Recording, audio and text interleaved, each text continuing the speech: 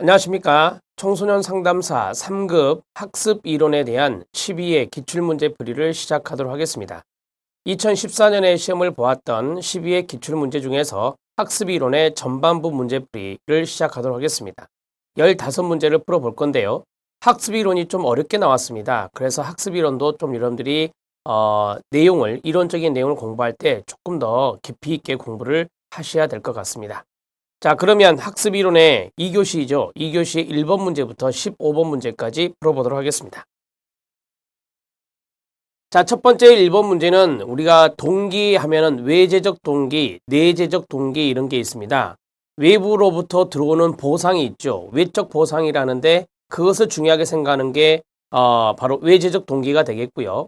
학습 활동 자체에서 우리가 즐거움을 느낀다든지 만족감을 느낄 수 있습니다. 그러한 것들이 바로 내재적 동기라고 말할 수 있겠습니다. 기본적인 개념을 알고 계셔야 문제를 풀 수 있습니다. 자, 첫 번째 외재적 동기와 그 다음에 내재적 동기에 관한 설명으로 옳은 것은입니다. 박스 문제고 박스 문제는 모두 옳은 걸 찾는다라고 했었죠. 자, 행동 통제를 목적으로 하는 끊어보세요. 외적인 보상이 나왔어요. 외적 보상이 나왔으면 당연히 외재적 동기가 강화되겠죠. 그런데 뒤를 보니까 내재적 동기라 했으니까 틀렸습니다. 외재적 동기를 강화한다 그래야 되겠죠. 앞과 뒤가 맞아야 돼요, 여러분. 자, 그 다음에 과제가 주는 즐거움이 있다, 흥미가 있다. 이런 것들이 뭐라 했죠, 제가? 네, 내재적 동기라 했습니다. 외재적 동기가 아니라 내재적 동기에 속한다라고 정리를 하셔야 되겠죠. 이렇게 정리하시면 됩니다. 기억과 니은은 틀렸다라고 볼 수 있어요, 지금까지. 자, 내재적 동기란 끊어보세요. 학습활동 자체가 보상으로 작용하는 동기다라고 했습니다.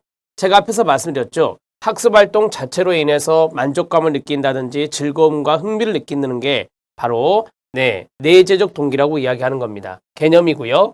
디귿 맞습니다. 그 다음에 리을입니다. 외적 보상이 끊어주세요. 자, 외부로부터 어떤 보상이 있죠. 그러한 보상이 수행에 대한 정보를 제공할 경우 끊어주세요. 여기서 수행에 대한 정보는 학습 수행이 됩니다. 학습 수행에 대한 정보를 제공할 경우 내재적 동기가 손상될 가능성이 어떻다? 적다라고 했습니다. 이걸 좀 더 쉽게 말하면 외부에서의 어떤 보상이 주어졌어요. 그런데 그것이 학습 수행에 도움이 되게 했습니다. 학습 수행에 도움이 되게 했으면 당연히 만족감도 올라갈 수 있다 이 말이죠. 따라서 내재적 동기가 손상될 가능성이 적다 맞습니까? 예, 맞습니다. 학습 만족도가 다른 말로 하면 학습 만족도가 향상된다라고 볼 수 있죠. 향상된다. 이렇게 해서 정리하시면 돼요. 자, 그래서 디귿과 리을이 맞습니다. 답은 3번이 답이 되겠습니다. 자, 이해되셨습니까? 내재적 동기와 외재적 동기는 시험에 잘 출제가 되는 문제 중에 하나입니다. 꼭 개념 잡아주시고 여기 있는 박스 지문들을 이해해 주시기 바랍니다. 자, 1번 문제의 답은 3번이 되겠고요. 이제 2번 문제에 들어가도록 하겠습니다. 자, 2번 문제는 기능주의 학습 이론이라는 게 나왔습니다. 기능주의 학습 이론과 구성주의 학습 이론 이런 것들 좀 구분할 줄 아시면 좋겠는데요. 기능주의 학습 이론은 우리 학습 이론 시험 문제에서 많이 출제된 것은 아닙니다. 그래서 여러분들이 좀 어렵다라는 생각을 하실 수 있는데요. 이번 기회에 기능주의 학습 이론에 대해서 좀 알아놓으시면 좋겠습니다. 여기에 관한 내용이 아닌 것은 옳지 않은 것 찾아라 라고 했습니다. 그럼 이 기능주의 학습 이론은 바로 여기 있는 내용에서 쭉 나오겠지만 의식의 기능,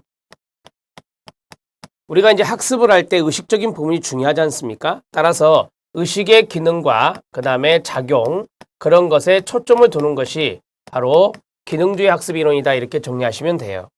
여기에서 기능이란 단어가 눈에 띄십니까? 예, 이러한 것들을 의도적으로 조금 알아놓으시면 도움이 되겠고요. 윌리엄 제임스는 대표적인 기능주의 학습 이론가가 됩니다. 우리가 이제 제임스라고 하면 되네요. 이 제임스가 대표적인 기능주의 학습 이론의 학자다 이렇게 정리하시면 되고요. 맞습니다. 인간의 의식은 끊어보세요. 하나의 통일체로 기능한다 라고 했어요. 자, 의식의 기능이 어떤 기능이라고요? 통일체로 기능한다. 하나하나의 요소가 아니라라고 하는 거죠. 하나하나의 요소로 구성되어 있다라면 구성주의 학습 이론이라고 해요. 그래서 요소로 환원될 수 없다라고 했습니다. 맞습니다. 다시 말씀드리면 의식은 하나하나의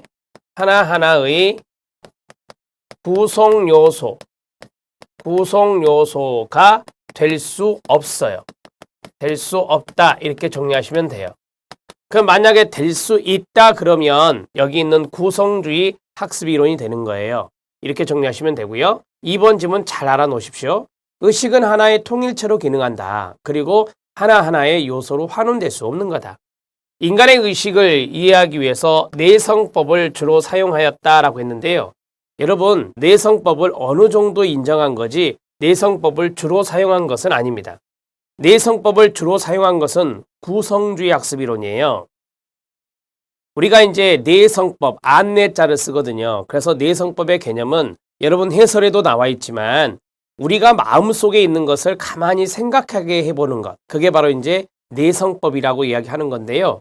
자, 여기에 대해서 내성법을 주로 사용한 것은 3번 지문은 구성주의 학습이론이라고 그래요. 구성주의 학습이론이 내성법을 주로 사용했다. 이렇게 정리하시면 됩니다. 3번 지문이 잘못됐고요. 행동과 의식은 끊어요. 환경과의 관계에서 끊어요. 끊임없이 뭐한다? 변화한다 라고 합니다. 여기서 의식이란 단어를 좀 더 잘 알아놓으시고요. 자, 끊임없이 변화한다. 의식이라는 것은 변화한다 라고 정리하시면 되고, 자, 의식의 기능과 작용에 초점을 두었다. 제가 말씀을 드렸죠? 네, 맞습니다.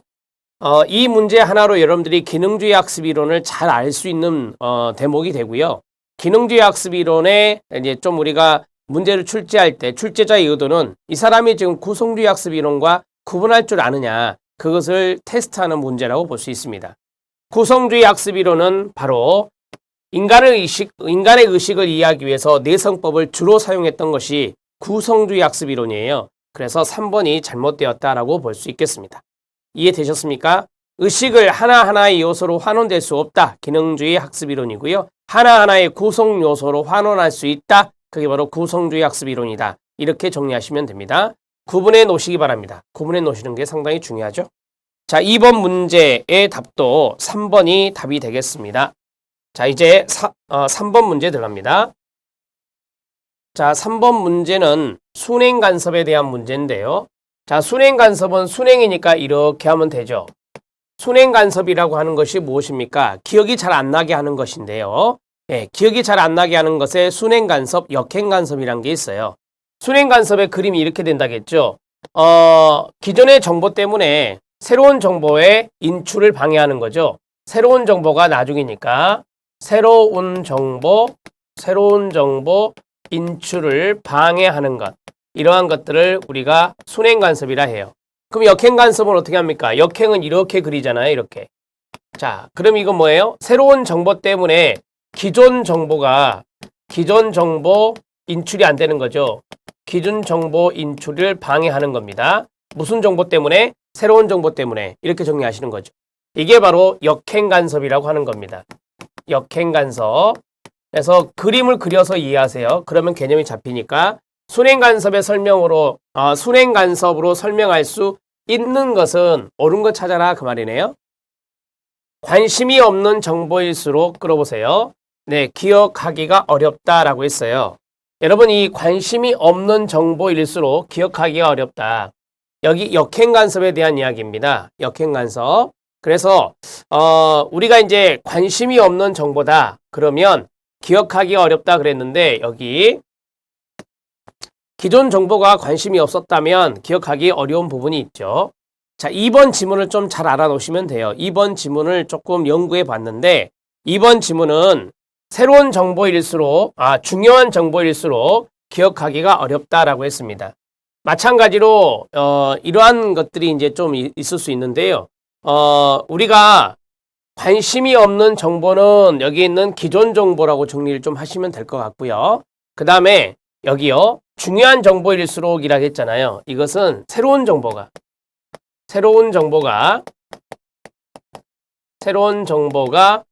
중요한 정보가 되는 거죠.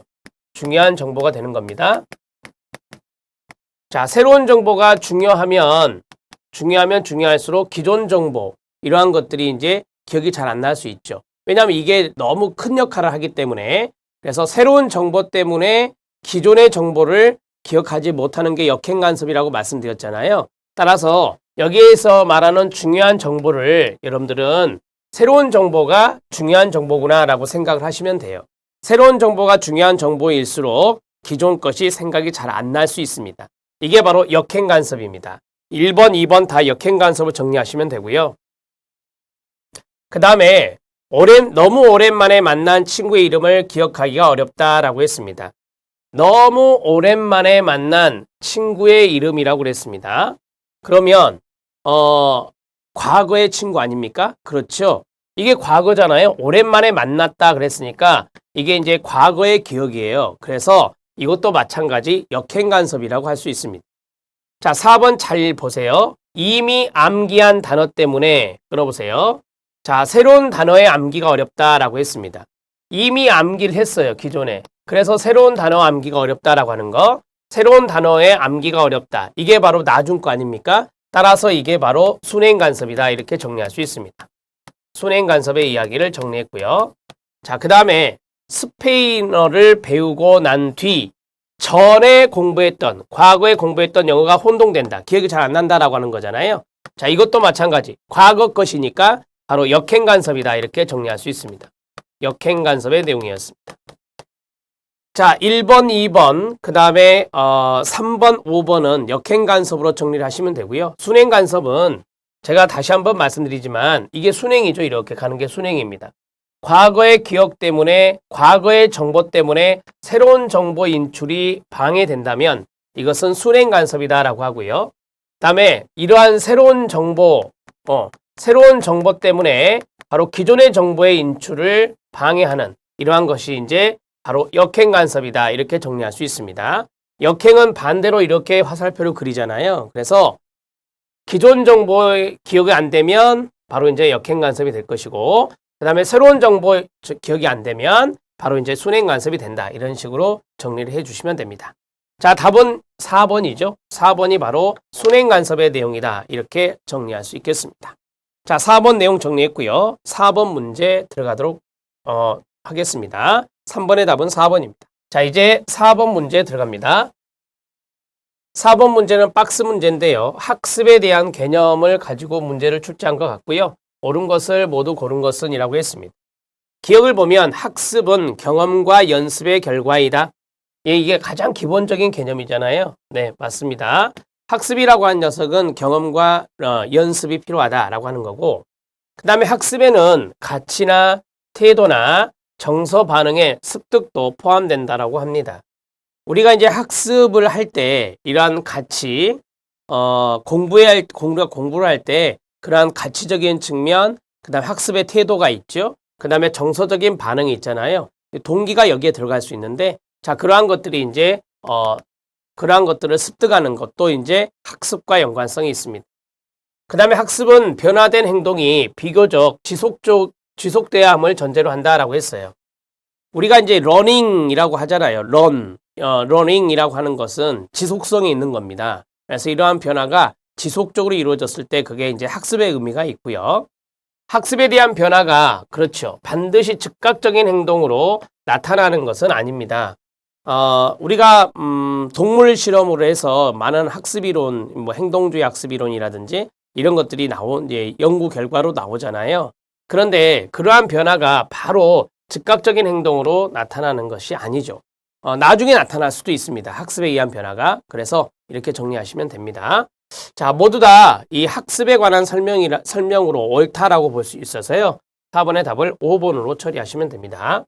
우리가 이제 학습 이론이니까 학습에 대한 기본적인 개념이나 의미 이런 것들을 잘 알 수 있는 좋은 문제라고 볼 수 있겠습니다. 제가 이제 해설에 보면 학습에 대한 여러 가지 이야기를 해놨어요. 그래서 이것도 한번 정독을 잘 해주시기 바랍니다. 4번의 답은 5번이 답입니다. 자, 이제 5번 문제 들어갑니다. 자, 5번 문제 들어가겠습니다. 5번 문제는 강화와 벌의 유형별 사례입니다. 강화와 벌의 유형별 사례로 잘못 연결된 것은 이라고 되어 있습니다. 자, 1번은 1차적 강화, 2번은 2차적 강화입니다. 우리가 보통 1차적 강화물이 있고 그 다음에 2차적 강화물이란 게 있어요. 그것과 연관된 문제라고 생각하시면 됩니다. 학습 평균 성적이 좋을 경우 학생 전원에게 피자를 사줬다라고 했습니다. 자, 이런 것들이 바로 1차 강화물이라고 볼 수 있죠. 피자라고 하는 음식물, 이런 것들은 다 1차 강화물에 해당되니까 1차적 강화 맞습니다. 2차적 강화에서 응답을 잘하는 학생에게 미소를 지어준다라고 했어요. 여러분들이 아신 대로 미소라고 하는 것은요, 2차적 강화물이라고 볼 수 있습니다. 그래서 2차적 강화라고 이야기하는 것이죠. 1번, 2번 모두 맞다라고 보시면 되고요. 부적 강화입니다. 바람직한 행동을 증가시키기 위해서 아이가 싫어하는 혐오물이라 할까요? 그러한 것들을 제거해주는 그러한 것들이 이제 바로 뭐가 돼요? 부적 강화가 되는 거죠. 숙제를 잘한 학생이 있는데요. 기합에서 제외시켜줬어요. 제거했네요. 그렇죠. 기합이라고 하는 것은 나쁜 거잖아요. 학생에게. 따라서 이 혐오물을 빼줬잖아요. 그래서 이것은 부적 강화 맞습니다. 1차적 벌이 있고 2차적 벌이 있어요. 1차적 벌은 우리가 보통 정적 처벌이라 하거든요. 정적 처벌, 여기다 쓰겠습니다. 1차적 벌을 정적 처벌이라 하고, 그 다음에 2차적 벌을 뭐라 하느냐, 이것은 부적 처벌이라고 이야기를 많이 합니다. 부적 처벌. 자, 정적 처벌이라고 하는 것은 혐오물을 주는 거예요. 아이가 거짓말을 했다 그러면 회초리 들고 때리는 겁니다. 정적 처벌이고요. 부적 처벌은 뭐겠어요? 좋은 것을 빼앗아 버려요. 바람직하지 못한 행동을 하니 그것을 못하도록 바람직하지 못한 행동을 감소시키기 위해서 그 말이죠. 좋아하는 것을 제거시켜요. 그게 이제 부적 처벌이라고 그래요. 이걸 이제 제거성 벌이라고 하는데요. 성적이 낮은 학생에게 끊어보세요. 성적이 낮은 학생에게 추가 숙제를 내준다라고 했습니다. 아이에게 숙제를 내준다라고 하는 것은 정적이죠. 주는 것은 정적이라고 배우셨죠? 숙제라고 하는 것은 아이들에게 안 좋은 것입니다. 그렇습니까? 따라서 1차적 벌, 정적 처벌이라 말씀드릴 수 있나요? 네, 맞습니다. 자, 맞고요. 자, 그 다음에 지각한 학생에게 끊어보세요. 교실 청소를 시킨다라고 했어요. 교실 청소는 아이들에게 혐오물이라고 볼 수 있고요. 준다라고 했어요. 시킨다 그랬으니까 이것도 마찬가지 정적 처벌이 되는 거죠. 정적 처벌은 말씀드린 대로 1차적 벌입니다. 근데 2차적 벌이라고 나왔으니까 5번이 잘못되었다. 이렇게 정리하실 수 있습니다. 자, 5번 문제의 의미를 잘 이해하시겠죠? 1차적 강화와 2차적 강화는 강화물을 생각하시고 문제를 푸시고요. 부적 강화, 정적 강화, 정적 처벌, 부적 처벌 이런 것들도 다 사례로 말씀드린 바가 있습니다. 5번의 답은 5번이 답이 되겠습니다. 자, 이제 6번 문제 들어가도록 하겠습니다. 6번 문제입니다. 자, 강화의 효과를 증진시키기 위한 방법으로 모두 고른 것은 이라고 했습니다. 우리가 이제 강화는 바람직한 행동을 증가시키는 거라 좋은 거거든요. 그래서 그 효과를 증진시키기 위한 방법이다. 첫 번째, 강화 계획을 세울 때는요. 우리가 이제 강화를 제공하는 시간과 횟수 이런 것들을 고려할 수 있죠. 시간마다 주는 것이 이제 뭐예요? 시간을 강조하는 것이 간헐적 강화 계획에서 바로 간격 계획이라고 하고요. 그 다음에 횟수, 이것을 강조하는 것이 바로 비율 강화 계획이다. 이렇게 말을 합니다. 그래서 간격으로 할지 비율로 할지 그런 것들을 강화 계획을 세울 때 고려할 필요가 있습니다. 자, 맞습니다. 자, 그 다음에 반응보다 강화를 먼저 제공하여 학습에 대한 기대를 높인다. 얼핏 보면 맞을 것 같지만요. 아닙니다. 반응을 먼저 보고 거기에 따른 강화를 주는 게 좋습니다. 강화를 먼저 주는 것보다 반응하는 것을 보고 강화를 주는 게 좋다. 그래서 니은 지문은 탈락입니다. 그 다음에 강화 지연 시간입니다. 지연 시간은 말 그대로 늦춘다라고 하는 건데요. 시간이 지날수록 점점 길게 한다라고 했습니다. 여러분, 강화 지연 시간이 길어지면 길어질수록 바람직한 행동이 나타날 확률이 낮아져요. 따라서 이것도 틀렸다라고 보시면 되겠고요. 그 다음에 제공되는 강화 강도가 있습니다. 그것을 증가시킨다라고 했어요.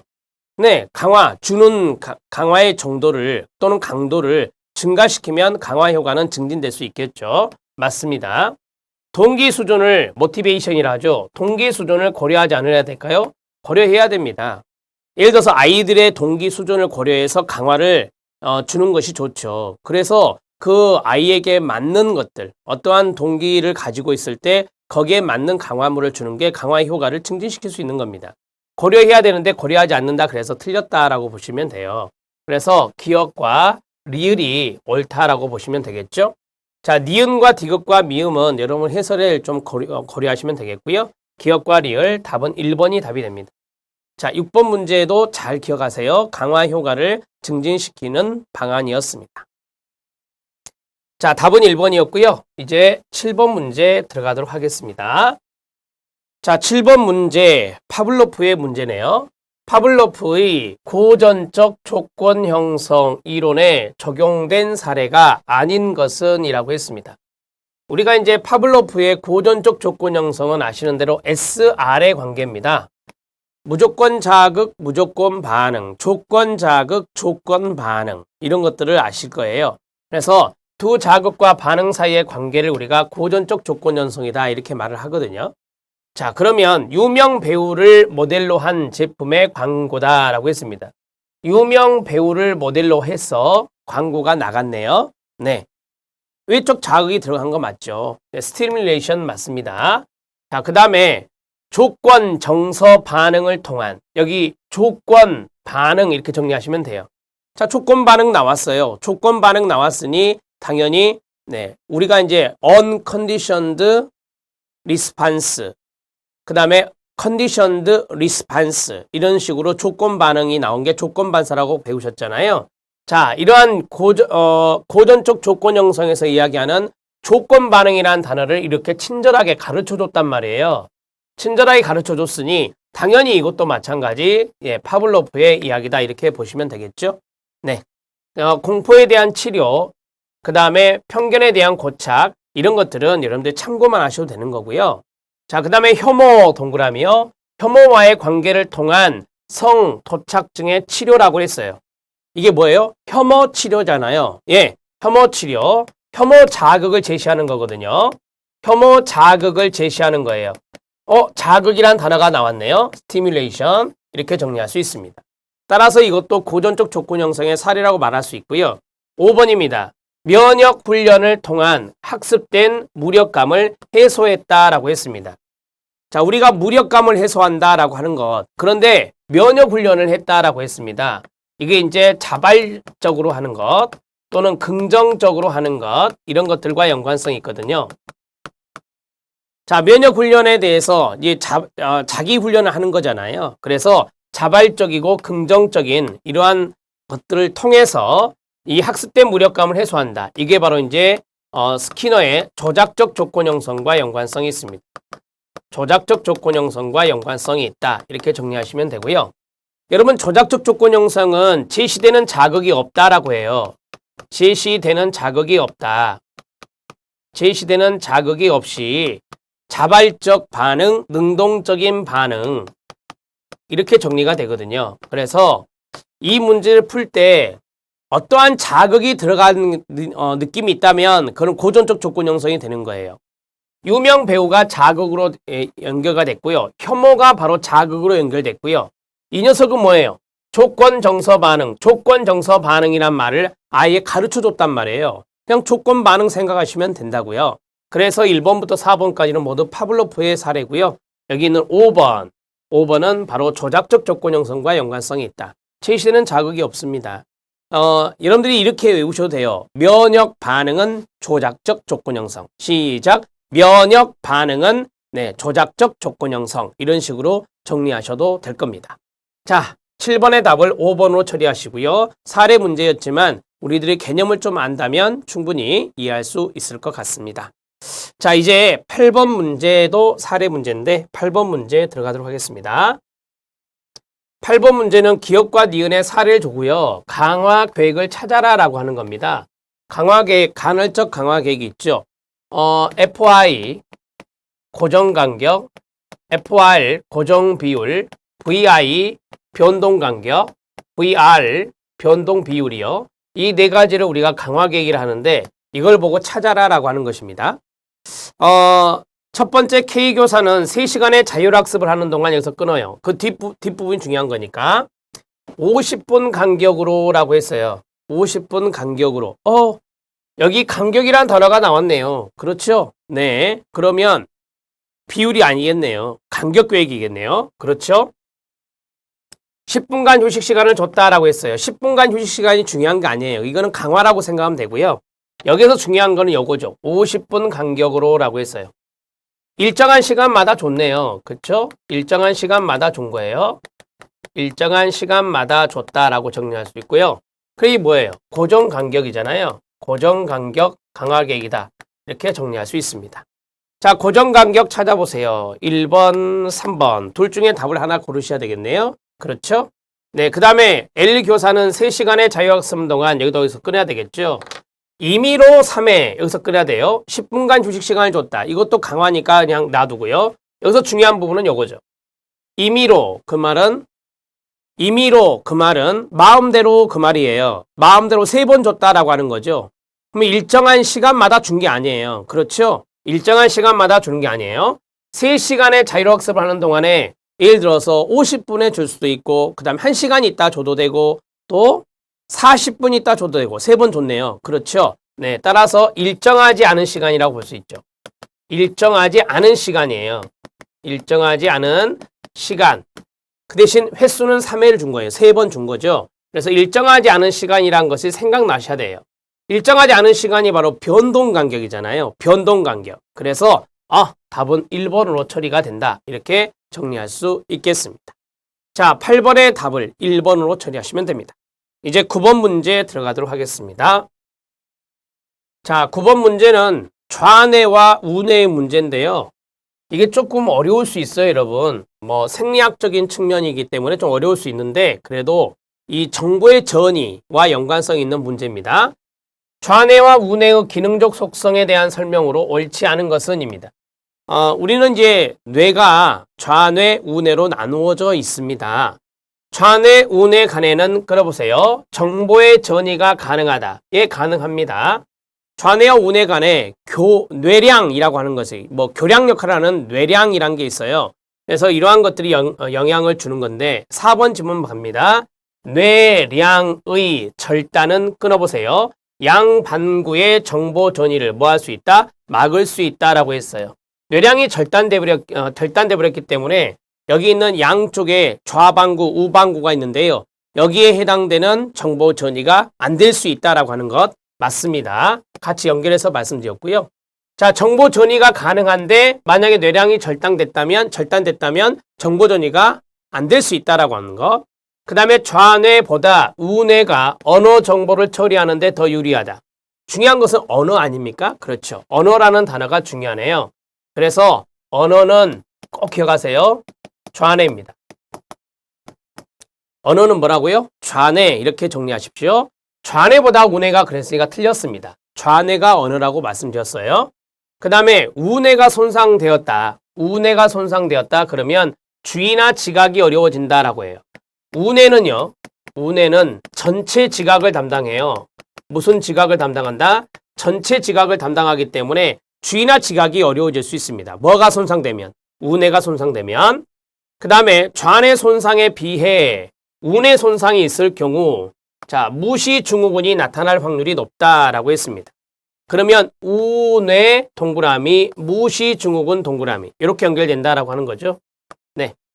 자, 우뇌가 손상됐잖아요. 그러면 그 환자분이 있는데 그 환자분의 왼편, 그 왼편에서 어떤 것을 할 때 이분이 지각을 잘 못한다라고 하는 거죠. 그게 바로 무시 증후군이에요. 무시 증후군 여러분 해설에 있지만 무시 증후군은 자, 반대편에 있을 경우 그러면 반대편이면 우뇌니까 왼쪽이 되겠죠. 왼쪽에 있을 경우 반대편에 있는 경우 제가 지각이 어렵다 그랬죠. 여기 지각 어렵다. 이게 바로 무시증후군이라고 그래요. 무시증후군. 그러니까 3번에 있는 지문과 5번에 있는 지문이 연관되고요. 1번에 있는 지문과 4번에 있는 지문이 연관돼요. 여러분. 이렇게 해서 정리하시면 돼요. 답은 2번이죠. 2번입니다. 자, 여러분들이 꼭 기억해야 될 것을 몇 가지 말씀드리겠습니다. 첫 번째, 언어는 좌뇌가 담당한다는 것을 기억하십시오. 그 다음에 무시증후군이 나왔어요. 무시증후군은 바로 우뇌 손상과 연관성이 있습니다. 우뇌 손상과 연관성이 있다. 꼭 기억하시고요. 전체 지각적인 부분은 운해가 담당한다. 이렇게 알고 계시면 됩니다. 제가 써드린 것은 나중에 또 출제가 될 수 있으니까요. 지문으로 꼭 알아두시기 바랍니다. 9번의 답은 2번입니다. 자, 이제 10번 문제 들어가도록 하겠습니다. 자, 10번 문제는 학습의 전이입니다. 학습의 전이. 이제 학습의 전이는 쉽게 말씀드리면은 우리가 이제 새로운 정보를 딱 받아들일 때, 과거에 했던 선행학습이 영향을 줘가지고 그러한 새로운 정보를 더 잘 학습할 수 있는 것. 그런 것이 이제 학습의 전이라고 하거든요. 자, 옳은 것을 모두 고른 것은 이라고 했습니다. 자, 포괄적인 법칙이나 개념보다 끊어요. 단편적인 지식을 학습할 때 전이가 촉진된다라고 했는데요. 여러분들이 기계적으로 암기하는 거하고요. 그 다음에 이해를 하는 거랑 어떤 것이 학습의 전이가 잘 될까요? 당연히 이해하는 거죠. 이해하는 거예요. 제가 문제 풀 때 그냥 막 외우라고 하지 않고요. 이것을 한번 이해해 봅시다 라는 말을 많이 하는 이유는 그만큼 여러분들이 잘 학습에 대한 전이가 이루어질 수 있게 도와드리는 거예요. 여기에서 포괄적인 법칙이나 개념이라고 나왔었잖아요. 이게 바로 이해하는 겁니다. 이해하는 거고, 그 다음에 단편적인 지식을 학습한다. 이거는 암기하는 것과 연관성이 있어요. 기계적 학습이라고도 해요. 그래서 어떤 게 더 학습의 전이가 촉진된다고요? 이해가 그래요. 그래서 이 지문이 틀렸어요. 기억 지문이 틀렸다고요. 맞게 한번 고쳐볼까요? 시작. 단편적인 지식보다 포괄적인 법칙이나 개념을 학습할 때 전이가 촉진된다. 이렇게 돼야 돼요. 자, 그 다음에 학습 내용과 실생활 간의 유사성이 클수록 전이가 촉진된다. 예, 그러겠죠. 학습한 내용하고 실생활에 어떤 유사성이 있다면 그것은 전이가 잘 이루어질 수 있습니다. 오래 기억할 수 있겠죠. 그 다음에 수업 방법이나 학습 태도에 따라 전이 정도가 달라진다라고 했어요. 수업 방식이 강의식이다. 강의식보다는 토론식이 더 좋아요. 그래서 수업 방법이나 학습 태도 이런 것들도 전이에 영향을 끼친다라고 하는 것을 알아두시기 바랍니다. 자, 리을입니다. 기본적 원리를 확실히 이해할수록 전이가 촉진됩니다. 새로운 학습이 더 잘 된다라고 하는 것이죠. 네, 맞습니다. 자, 정리가 됐죠? 어려운 부분 아니에요, 여러분. 이 기억 지문이 좀 어려웠어요. 기억 지문에서 포괄적인 법칙과 개념을 그걸 아는 것은 이해하는 거고요. 그 다음에 단편적인 지식은 암기하는 스타일로 정리하시면 돼요. 그래서 기억만 빠지고 니은, 디귿, 리을이 맞기 때문에 답은 4번이 답이 되겠습니다. 10번의 답은 4번으로 처리가 되었습니다. 자, 이제 11번 문제 들어가도록 하겠습니다. 자, 11번 문제는 학습자입니다. 자자로 고쳐주시고요. 자, 여러분 교재에는 학습자로 되어 있죠? 자, 정서에 관한 설명으로 옳지 않은 것은입니다. 자, 정서 중요한 부분이죠. 뭐 동기와 정서 이런 것들이 있는데요. 특성 불안이란 단어가 들어갔어요. 그래서 정서 부분이라고 볼 수 있겠죠. 특성 불안은 그렇습니다. 특정 상황에서 나타나는 건데요. 일시적으로 나타나는 게 아닙니다. 이게 지속적으로 나타난다고 그래요. 자, 지속적으로 나타나는 불안을 우리가 특성 불안이라 합니다. 특성 불안의 개념을 말씀해 주세요. 시작. 특성 불안이란 특정 상황에서 지속적으로 나타나는 불안이다. 이렇게 정리를 하시고요. 그 다음에 문제는 다 이해 위주로 가세요. 각성 수준이 지나치게 높을 경우 불안이 나타날까요? 네, 그렇습니다. 자, 예를 들어서 시험 불안이라는 것도 있잖아요. 시험에 대한 불안증인데요. 이 시험에 대해서 각성 수준이 너무 높으면, 지나치게 높으면 불안해지기 딱 좋은 거죠. 맞습니다. 그 다음에 과제의 성격에 따라서 최적의 각성 수준이 다를 수 있다라고 했어요. 과제의 생각하면 난이도라는 것이 좀 생각이 나시죠? 예, 난이도가 높고 낮음에 따라서 이렇게 생각하시면 돼요. 그 성격에 따라서 최적의 각성 수준이 다를 수 있을까요? 네, 다를 수 있습니다. 그래서 각성 수준과 과제 이런 것들과 서로 연관성이 있다는 것을 말씀드리고 있고요. 실험 불안의 정도, 시험 불안 나왔고요. 시험 불안의 정도는 시험 상황에 대한 학습자의 평가에 따라서 달라질 수 있습니다. 여러분 시험 상황이라고 했죠. 그러면 시험 상황은 이제 환경적인 부분이라고 보시면 돼요. 환경적인 부분이라고 보시면 되는데 거기에 대해서 학습자가 어떻게 나름대로 자기가 평가를 할 거 아니에요. 거기에 따라서 시험 불안 정도가 높은 사람이 있고 낮은 사람이 있고 그러겠죠. 네. 자, 그 다음에 과제 난이도에 따라서 난이도가 나왔는데요. 자, 난이도에 따라서 불안 수준이 과제 수행에 미치는 결과가 다를 수 있다라고 했습니다. 과제 난이도 앞에서도 말씀드렸지만 자, 과제의 성격, 과제의 난이도 이러한 것들을 서로 연관시켜서 생각하세요. 불안 수준이 끊으세요. 과제 수행에 미치는 결과가 다 다를 수 있습니다. 자, 어려웠다. 시험이. 과제가 아주 어렵다라고 한다면 불안 수준이 올라갈 수 있겠죠. 불안 수준이 올라가면 올라갈수록 여기 있는 과제 수행은 좀 어려워질 수 있습니다. 자, 이런 것들을 서로 연결해서 생각하시면 되겠네요. 아셨죠? 자, 옳지 않은 것은 1번이었어요. 특성 불안은 일시적으로 나타나는 게 아니라 지속적으로 나타나는 것이 특성 불안이다. 이렇게 생각하시면 되겠습니다. 자, 11번 문제 답은 1번이었습니다. 12번 문제 들어가도록 하죠. 12번 문제 학습 동기에 대한 문제가 나왔습니다. 옳은 것은 이라고 했어요. 우리가 이거는 국어라고 생각하고 한번 풀어볼까요? 여러분. 과제의 효용 가치가 높대요. 효용 가치가 높으면 동기가 낮아질까요? 높아지겠죠. 높아집니다. 그 다음에 과제의 내재적 가치가 높대요. 내재적, 과제가 갖고 있는 가치요. 그 가치가 높으면 학습 동기가 낮아질까요? 높아지겠죠. 그 다음 자신이 선택한 과제보다 끊어요. 부과된 과제를 수행할 때 학습 동기가 낮아질까요? 여러분, 자기가 선택한 과제 하는 것이 훨씬 더 동기가 높아지겠죠. 그런데 그것보다 부과된 과제를 수행했대요. 그러면 학습 동기는 낮아진다. 네, 맞습니다. 자신이 선택한 과제를 하게 되면은 학습 동기는 올라가는데 부과된 과제를 수행했을 때니까 바로 학습 동기는 낮아진다. 맞습니다. 자, 유능감에 대한 자신의 유능감, 능력이 있다라고 하는 거죠. 그 평가가 높을수록 학습 동기가 낮아질까요? 높아지겠죠. 그 다음 학습 내용이 자신에게 중요하다고 생각할수록 나에게 진짜 이 학습 내용은 중요해 라고 할수록 학습 동기가 낮아질까요? 아니죠. 높아지죠. 이렇게 해서 정리하시면 됩니다. 답은 3번입니다.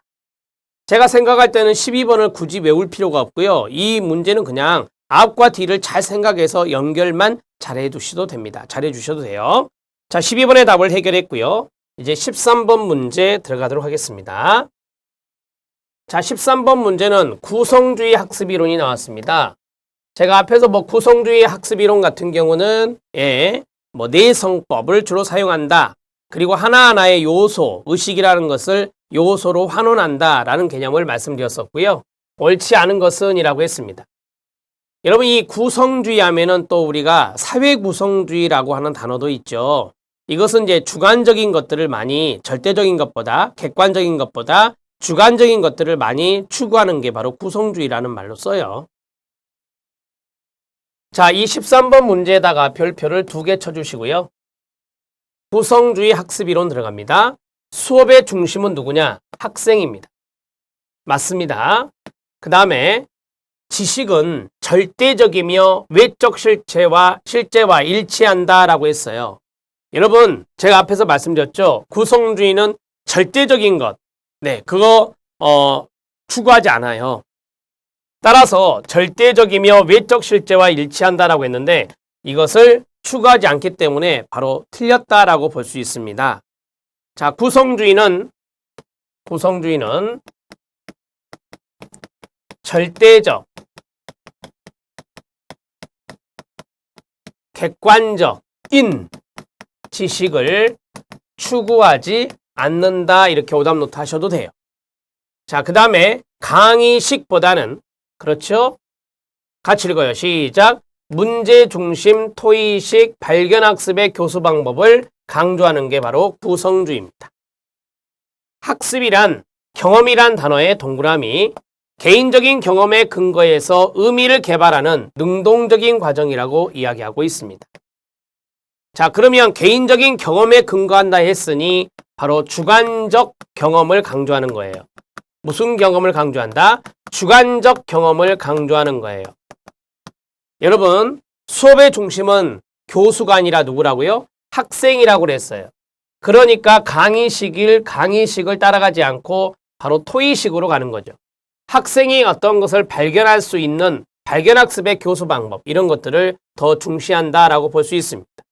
또한 학생이 중심이기 때문에 개인적인 경험들의 근거에서 의미를 개발해내는, 발견해내는 것들을 상당히 중요하게 따지는 게 구성주의 학습 이론입니다.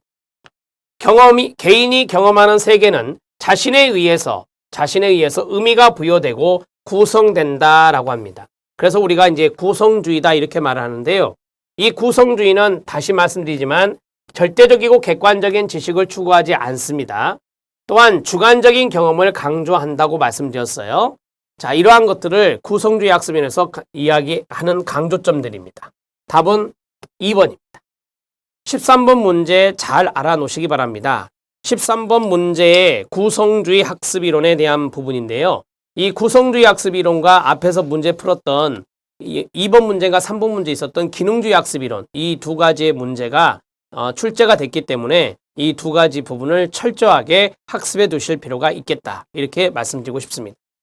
14번 문제 들어갑니다. 14번 문제도 좀 어려워요, 여러분. 어려운데, 자, 성취, 목표, 지향성 유형 중에 수행 목표를 가진 학습자의 특징으로 옳은 것은 이라고 했어요.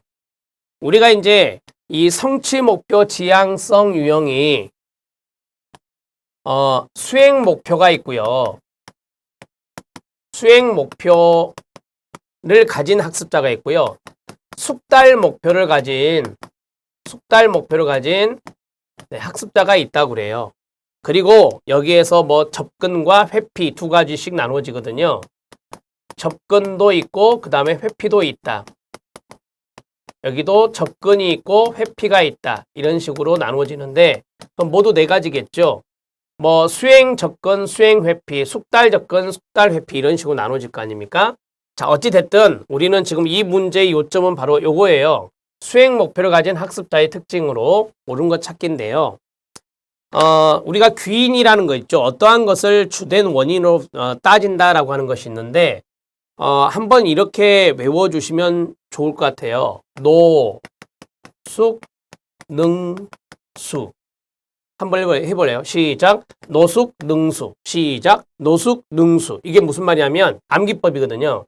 숙달 목표의 숙자고요. 노는 노력이에요. 숙달 목표는 노력으로 귀인하는 것이고요. 여기 수행 목표가 있잖아요. 수행 목표는 능력으로 귀인한다 그래요. 능력으로 귀인한다. 그래서 노숙, 능수가 암기법처럼 외워주시면 좋겠습니다. 자, 이제 문제를 푸는데요. 1번 들어가면 타인의 인정보다는, 자 보세요. 타인이란 말이 나왔고 타인의 인정보다는 끊어보세요. 자신의 성장을 위해서 동기화된다라고 했습니다. 그러니까 다른 사람이 인정하는 건 그거 중요한 거 아니야. 나는 내가 성장하기 위해서 나는 이런 것을 해야 돼 라고 생각한다면 이것은 바로 뭐냐? 숙달 목표가 됩니다.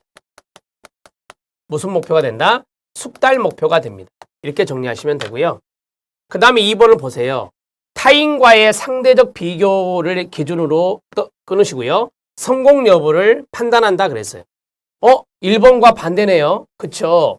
1번은 타인의 인정이 중요하지 않다라고 했고 2번은 타인과의 상대적인 비교를 하겠다라고 했잖아요. 타인을 고려한 거잖아요, 여러분. 따라서 이것과 이것은 서로 반대라는 냄새가 많이 나죠.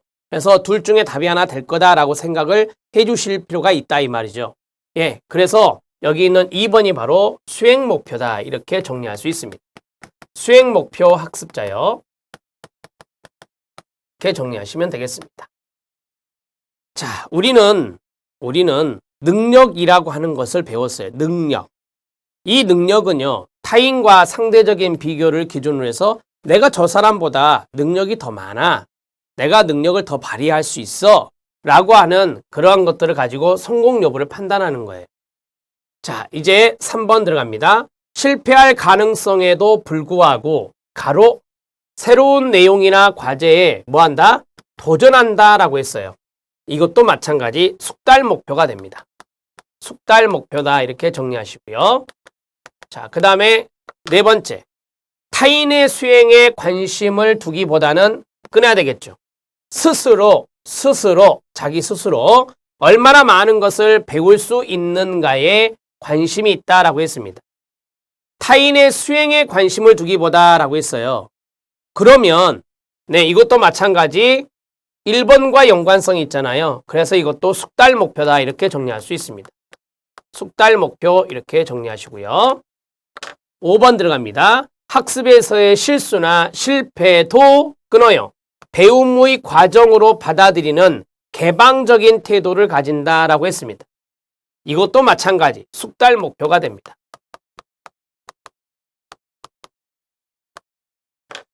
자, 하나하나 다 보면 숙달 목표를 보면은 다 접근하고 있죠. 도망가지 않아요. 접근하고 있어요. 그래서 이거는 숙달 접근 모형에 가깝다 이렇게 보시면 되겠고요. 여기 있는 2번만 타인과의 비교, 상대적인 비교를 해서 성공 여부를 판단한다라고 했으니까 이거는 수행 목표다 이렇게 정리할 수 있습니다. 14번의 답을 2번으로 처리하시면 되고요. 여러분 이 14번 문제 별표를 3개 정도 쳐주시기 바랍니다. 별표를 3개 정도 쳐주셔야 돼요. 어려운 문제거든요. 노숙, 농수를 먼저 기억하세요. 노숙, 농수는 무슨 말이었다? 숙달 목표는 노력으로 귀인한다 라고 하는 거고 능수는 뭐였죠? 수행 목표는 바로 능력으로 귀인한다 이렇게 정리합니다. 그리고 타인과의 비교를 강조하는 게 수행 목표. 타인과의 비교보다는 내 스스로 무엇인가를 하고 내 스스로 성장을 위해서 동경하는 게 뭐다? 숙달 목표다. 이렇게 정리해 드릴 수 있겠습니다. 자, 14번 문제의 답은 2번이 답입니다. 이제 15번 문제 들어가도록 하겠습니다. 이번 시간의 마지막 문제인데요.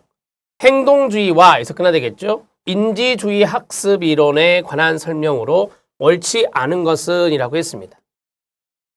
우리가 인지주의 학습 이론 하면 생각나는 것이 톨만의 잠재학습이라고 하는 것도 있고요. 퀼러의 통찰학습이란 것도 있죠. 이게 이제 인지적인 부분과 관련성이 있는 것들입니다. 그리고 이것은 형태주의 심리학과 연관성이 있어요. 형태주의 심리학, 게슈탈트가 대표적이죠. 예. 자, 그 형태주의 심리학과 연관성이 있는 것이 바로 인지주의 학습 이론이다. 되게 이제 행동주의 같은 경우는 부분에 많이 관심을 갖는다면 행동주의 학습 이론은 전체에 관심이 있어요. 전체에 관심을 두는 게 바로 인지주의 학습 이론입니다. 그러면 인지주의 학습 이론에 이 전체라는 단어가 있잖아요. 그게 바로 게슈탈트라고 하는 것이잖아요. 이렇게 정리를 하시면 됩니다. 자, 그러면 1번 들어갑니다. 1번부터 틀렸네요. 행동주의는 형태주의 심리학에 기초하지 않아요. 그렇죠? 예, 틀렸고요. 그 다음에 행동주의에서 학습 원리는요. 예, 스티뮬러스와 리스판스라고 하는 자극과 반응의 관계성에 기초한다. 맞고요. 대표적인 게 고전적 조건 형성 아닙니까? 행동주의는 그렇습니다. 관찰 가능한 행동을 연구 주제로 하나요? 네, 그렇습니다. 인지주의는 끌어보세요. 관찰된 행동의 변화보다 행동 잠재력의 변화에 관심을 둔다라고 했어요. 잠재학습이란 걸 제가 가르쳐 드렸잖아요. 네, 이게 이제 잠재학습과 연관성이 있는 거 아닙니까? 그래서 행동 잠재력의 변화, 그게 바로 이제 인지주의와 연관성이 있습니다. 인지주의는 같이 읽어요. 시작. 사고, 언어, 문제 해결과 같은 복잡한 지적 과정을 강조하는 것입니다. 인지란 단어가 어떤 단어예요? 사고, thinking이란 단어잖아요. 이것과 언어와 문제 해결 이런 것들이 다 따로따로 놀지 않고요. 이것을 같이 연결해서 인지주의는 이러한 복잡한 지적 과정을 강조하는 것이 바로 인지주의 학습 이론이다. 이렇게 정리하시면 됩니다. 그러니까 전체적인 부분에 관심을 가질 수밖에 없다라고 말씀을 드렸고요. 자, 15번 문제는 행동주의 학습 이론과 인지주의 학습 이론을 비교한 문제라고 보시면 됩니다. 네, 답은 1번이었어요. 쉽게 답은 나왔죠. 형태주의 심리학에 기초한 것은요. 인지주의 학습 이론입니다. 15번의 답은 1번입니다. 자, 여기까지 정리가 되었습니다. 학습 이론을 좀 풀어보니까 어떠십니까? 좀 어려운 문제도 있죠. 어려운 문제는 여러분들이 체킹해 놓으셨다가 꼭 다시 한번 여러 번 보시는 게 좋겠죠. 한 번 보고 또 보고 그렇게 해서 그 문제를 아예 여러분들이 머릿속에 구조화해서 외우다시피 하시면 나중에 또 시험 볼 때 도움이 되실 겁니다. 자, 열심히 공부하시기 바랍니다. 다음 시간에 또 15문제를 풀어보도록 하겠습니다. 수고하셨습니다.